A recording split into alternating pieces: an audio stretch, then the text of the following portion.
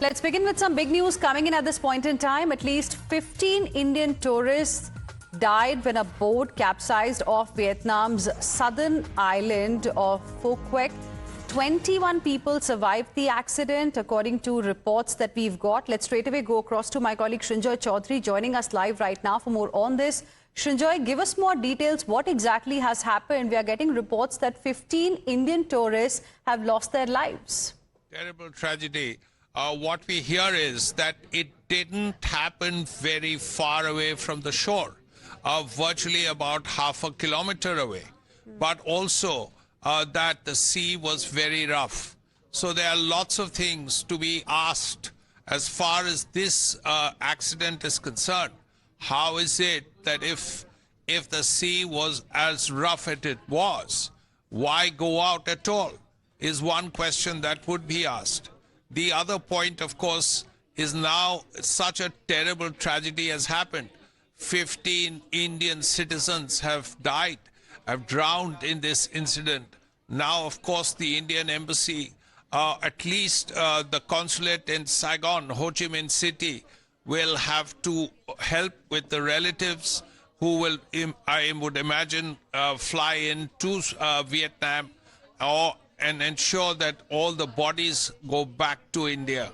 So there's a lot to be done here. And also, we must know how is it that this boat, this sailboat, or whatever kind of boat it was, with so many people on board, about 35 people, how is it that in the circumstances, very rough sea, very close, roughly speaking, to the shore, half a kilometer or less, how could it capsize?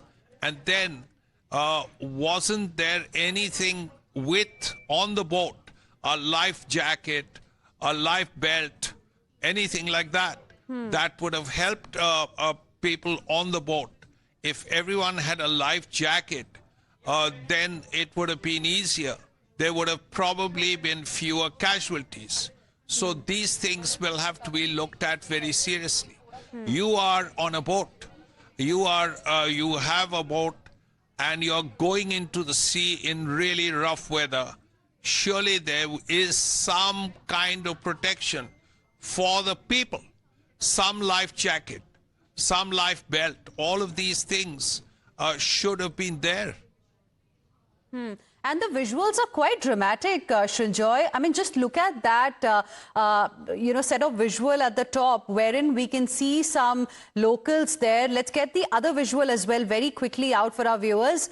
And the other visual where we can see locals also trying to help the rescue operation that's also underway. So this visual I'm talking about for our viewers to see very clearly how suddenly people are trying to help, and it does not look like, Srinjoy, that people were wearing those life-saving jackets, because we have all been on holidays. We have seen at times a lot of tourists do not take it seriously, even though waters are choppy, seas rough. A lot of people do not wear it. But in this case, do we have any clarity? Firstly, how did it really happen? What is the latest update?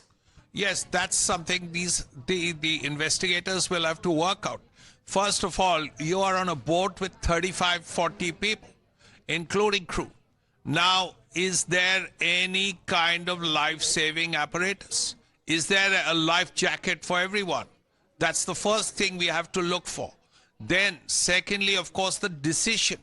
If the sea is as rough as it is, do you really want to go out? That's the second thing that will have to be looked at, because these are really worrying situations. Here is probably a whole group of Indian tourists, and this tragedy happens in the middle of that tour. And if we find that the boat didn't have enough life jackets, how tragic would that be?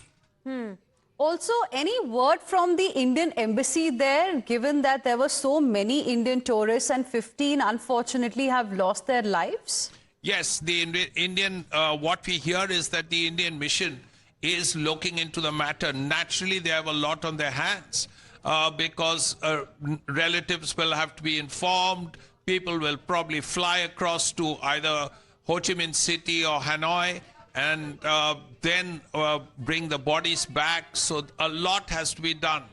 But Vietnam is a very friendly country, a very helpful country, and let's hope this kind of thing does not happen again, because this would have happened, off an island, less than half a kilometer away. So why could such a thing happen so close to the shore? If people had life jackets, if people had life belts, then if nothing else, if they were that close to the shore, they could have been rescued. It would have been so much easier. And the visuals clearly show that the sea was quite rough. The waters are looking extremely choppy. And this also reminds me, Srinjoy, of that unfortunate incident that happened, I believe, in July last year in Ha Long Bay, where another tourist boat capsized, but that time it was because of high winds, and there was this abrupt thunderstorm that also claimed lives. Yes, Halong Bay is a very famous tourist spot, and it's usually very calm. It's just water with lots of rocks sort of sprouting literally from the sea. But this island is off the coast of Vietnam, about a kilometer away, half a kilometer away. And surely, even if the sea is as rough as it is, and we can see that, it's a difficult time. Surely, with life jackets, it would have been easier to rescue all the people who have probably drowned. And also for the viewers just joining us, can you help us understand when exactly did this happen, and what is the update on the remaining tourists that were also on this particular boat? Yes, about 15 Indians were on the boat, along with other Indians. 15 of them have drowned. And this is just off an island, Phu Quoc, in southern Vietnam. So you would imagine it's closer to Ho Chi Minh City than Hanoi. But this had just happened a while ago. Naturally, this is something very worrying. The Indian embassy, the Indian envoys there are on the job. They're trying to find out what happened and then get back to the families and ensure that everything is worked out. But it is very, very tragic.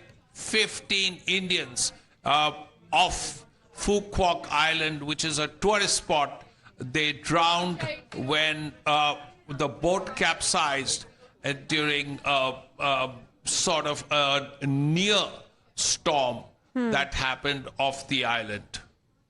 Right. Srinjoy, I request you to please stay on with us. We have my colleague Akanksha Swaroop also joining us on the phone line at this point in time. Akanksha, what is the latest update that you can share with our viewers as far as this particular tragedy is concerned? What we have now learned is that 15 Indian tourists unfortunately have lost their lives, and in the visuals that we've got, we can see several people from that area rushing to the scene and also, indulging in the rescue efforts, trying to save as many lives as possible. But what's the update at your end?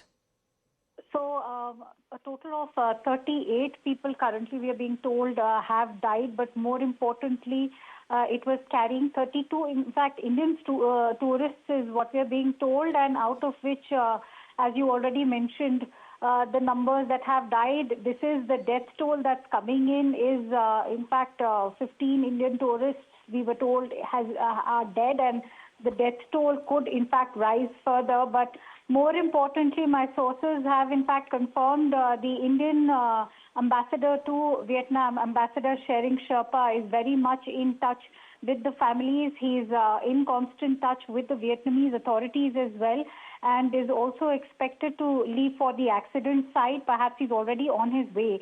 The accident, as we all know, occurred just a few hours ago. As you've rightly mentioned, that this was a speedboat which was carrying these tourists, many of them Indian tourists who were on board.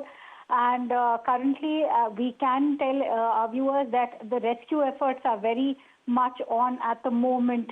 It was carrying these tourists and 4 crew members when the boat capsized near the Honme Rak Nagoy Island is what the authorities in fact have shared. There's also a message which has been put out there by the Indian Embassy in Vietnam, which has ascertained that this incident indeed happened.